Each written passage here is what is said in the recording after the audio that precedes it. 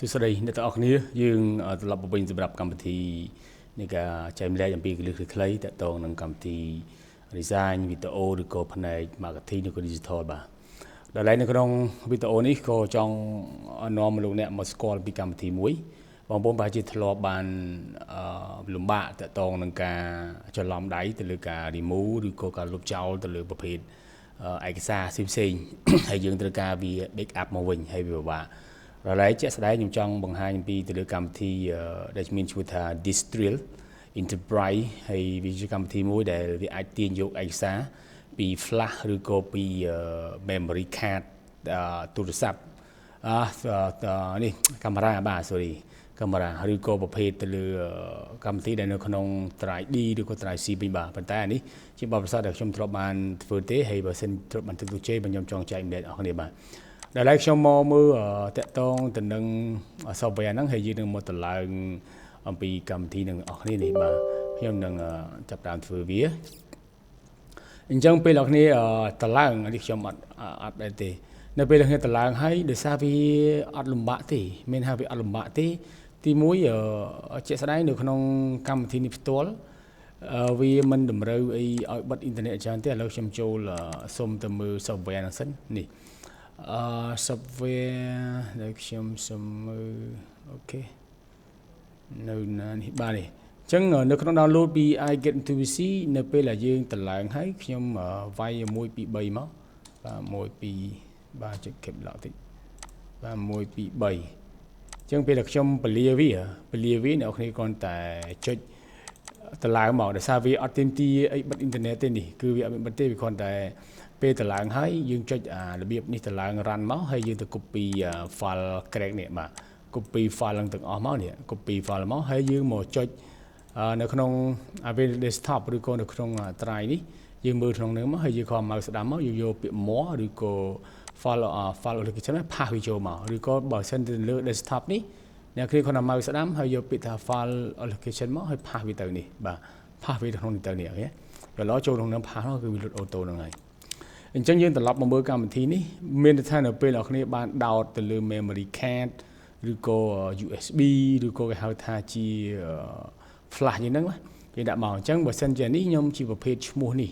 បាទឬក៏ខ្ញុំជាប្រភេទឈ្មោះនេះចឹងមកឧទាហរណ៍បាទខ្ញុំបើកដោយសារវាអត់ឃើញចេញបាទអត់ឃើញចេញផងខ្ញុំបាទនេះគឺឈ្មោះផងខ្ញុំហើយឧទាហរណ៍ឥឡូវអានេះវាមានទំហំ 15G អញ្ចឹងវាធំមែនទែនអានេះវា store ប្រភេទចេះបាទអញ្ចឹងខ្ញុំនឹងទៅលុបឈ្មោះខ្ញុំមួយ file ខ្ញុំមួយចោល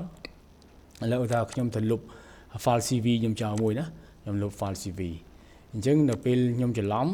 វានឹងលុបហើយខ្ញុំលុបទៅលើ